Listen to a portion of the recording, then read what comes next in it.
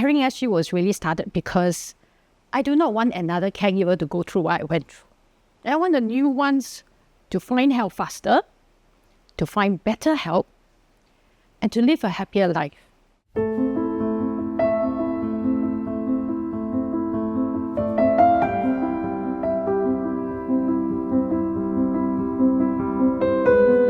Starting Caring SG was never in my life plan, but the burden to start really came when I stopped my work in the hospital as a doctor.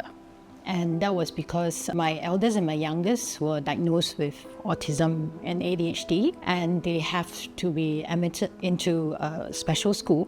And for my number 2, who is sandwiched between siblings, she was struggling emotionally at the time.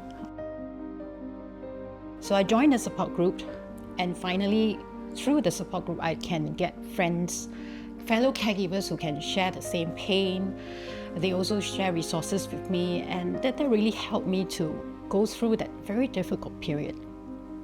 After a while, I gather all the support group leaders and say, look, what we do individually, in a little bits here and there is not going to help the whole huge number of caregivers in Singapore.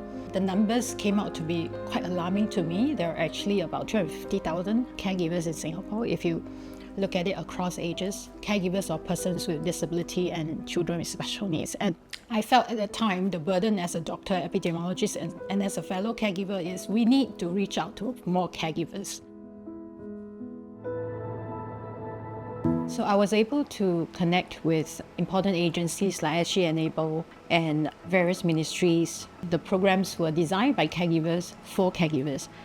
And it's not just us helping each other. We also want to help the community to understand what is caregiving like, what is the lives of our children like, and then how can the community come together to help the families, the caregivers, and the persons with disability and our children. So Caring SG is there to help caregivers to be well and empowered. I hope the community will open up, be receptive to caregivers.